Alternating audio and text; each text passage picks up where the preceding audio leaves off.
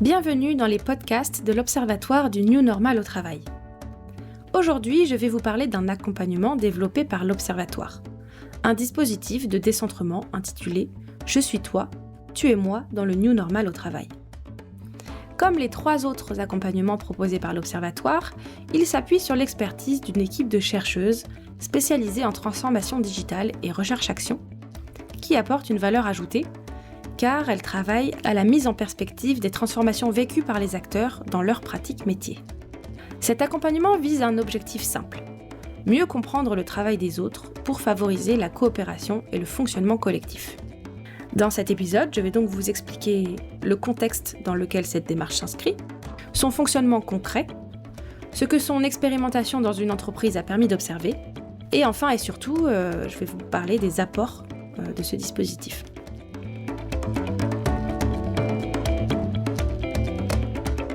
Alors pour commencer, un petit peu de mise en contexte. Pourquoi le décentrement ? Depuis plusieurs années, les transformations du travail se sont accélérées. Télétravail massif, organisation hybride, digital workplace, développement de l'IA générative, etc. Ces évolutions ont apporté de nouvelles formes de flexibilité, mais elles ont aussi modifié les dynamiques collectives. On travaille davantage à distance, souvent via des outils numériques, parfois sans percevoir concrètement les conditions de travail des collègues. Progressivement, des micro-collectifs se constituent, et les logiques affinitaires prennent davantage de place. Les recherches qu'on a menées dans le cadre de l'Observatoire montrent que ces évolutions peuvent alors conduire à des difficultés d'efficacité collective, des tensions ou incompréhensions entre équipes, une capacité d'innovation parfois réduite, et la cohésion globale de l'organisation peut s'en trouver fragilisée. Plus simplement, on identifie les tâches des collègues, mais pas toujours leurs contraintes, leurs arbitrages ou leurs priorités. Le décentrement consiste précisément à travailler ce changement de perspective pour soutenir la collaboration. Le dispositif que l'on a créé est vraiment bien pensé dans ce sens pour s'adapter au contexte d'incertitude et de transformation que l'on vit aujourd'hui, où les rôles et les tâches évoluent très vite et où chacun a du mal à se rendre compte du métier et de la tâche de l'autre, car c'est difficile de suivre.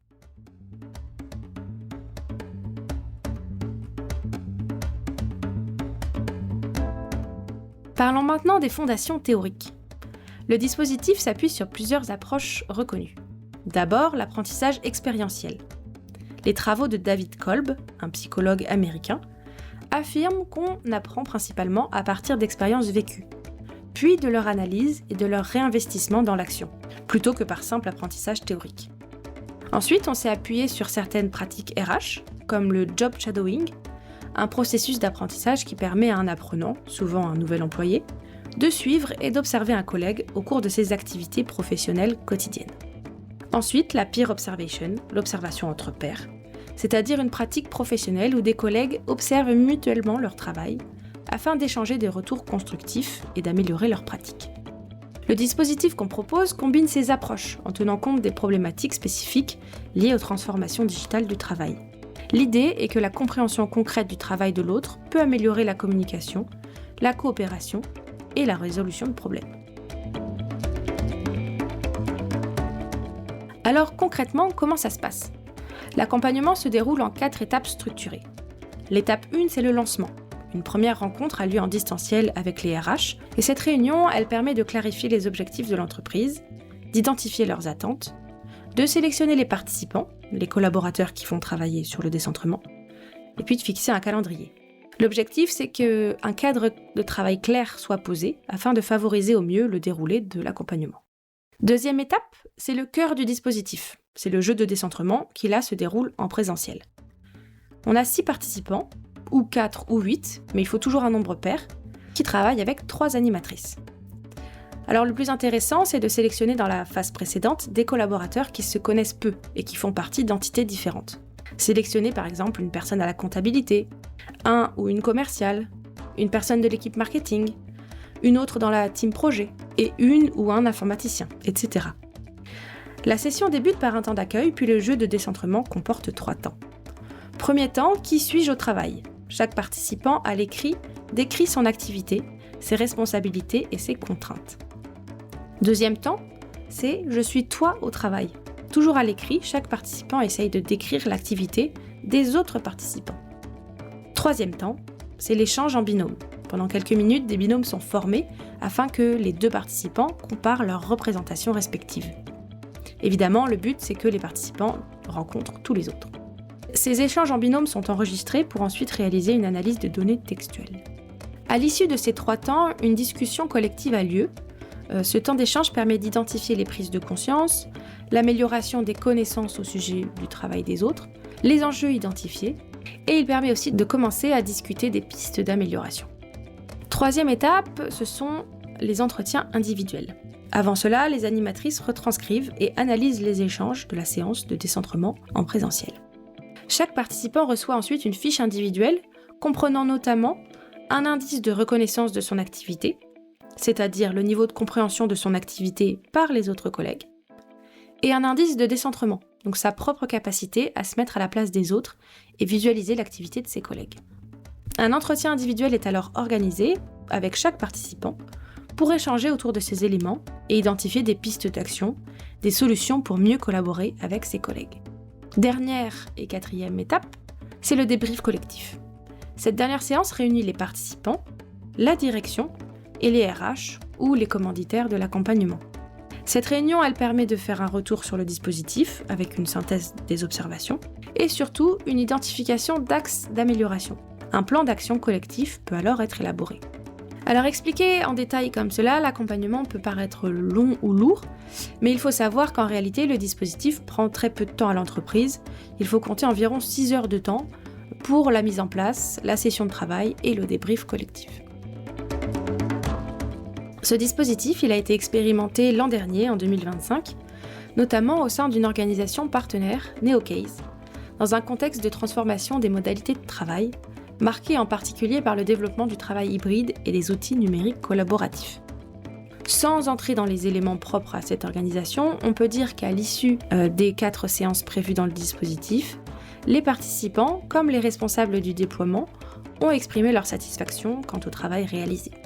Plusieurs ont notamment souligné l'intérêt des échanges suscités par la démarche et leur dimension réflexive, comme l'a formulé un participant. « Je trouve cette démarche très pertinente, j'ai trouvé les échanges vraiment intéressants, l'un et l'autre poussent à la réflexion. » Le dispositif a également permis aux salariés d'améliorer l'efficacité collective en comprenant mieux le métier de l'autre, ses contraintes, son état d'esprit, ses objectifs. Ils ont réduit les tensions et fluidifié les relations de travail. Détaillons maintenant les apports de l'accompagnement. Qu'est-ce que cette démarche met en évidence ? Un premier apport du dispositif, c'est qu'il permet de rendre plus visible le travail réel des collaborateurs, qui reste souvent partiellement connu dans les organisations. Les participants évoquent notamment une compréhension plus fine des activités de leurs collègues, la prise de conscience que leur perception du travail des autres est parfois incomplète, et l'intérêt de mieux identifier les contraintes auxquelles chacun fait face. Concrètement, certains découvrent par exemple qu'un collègue qu'ils pensaient peu disponible gère en réalité plusieurs sollicitations simultanées, ou qu'une tâche jugée simple implique en fait beaucoup de coordination invisible. Les participants insistent aussi sur l'importance du vécu professionnel pour comprendre le travail. Se projeter dans la situation d'un collègue permet non seulement d'identifier ses tâches, mais aussi ses arbitrages, ses contraintes de temps ou ses relations de travail. Bref, la réalité concrète de son activité.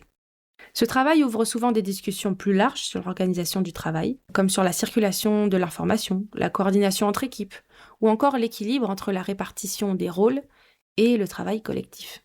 Et ces échanges, ils permettent généralement d'identifier des pistes d'ajustement assez concrètes. Par exemple, clarifier certains circuits de validation, revoir des modalités de réunion, ou rendre plus explicites certaines attentes entre services. Alors pourquoi cet accompagnement peut transformer les pratiques managériales ?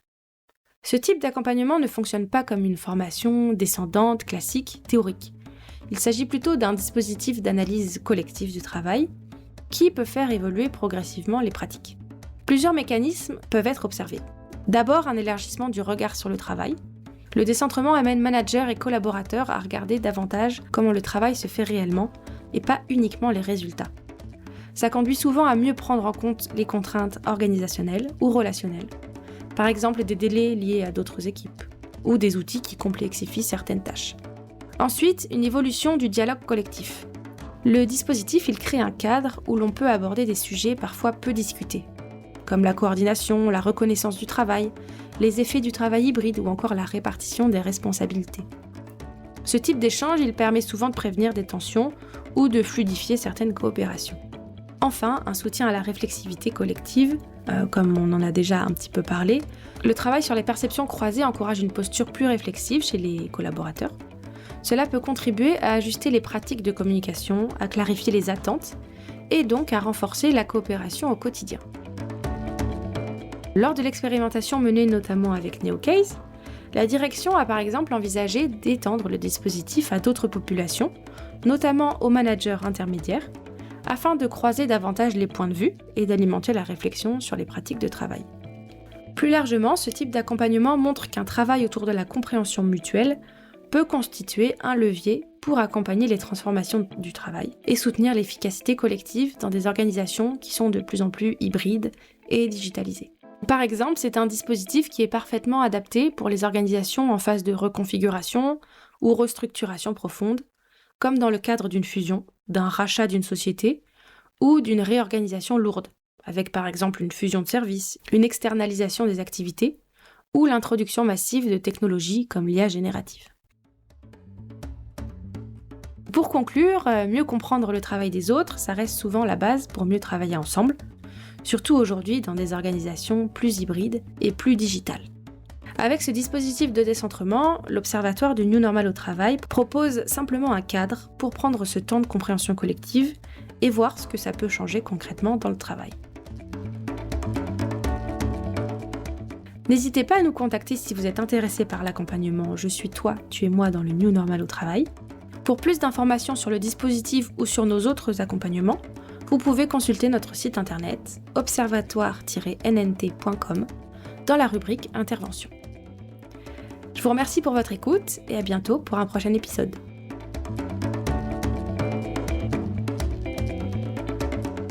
Cet épisode a été réalisé par Aurélie Dudésert, Florence Laval et Fanny Gibert. Il est disponible sur plusieurs plateformes d'écoute comme Spotify, YouTube et Apple Podcasts.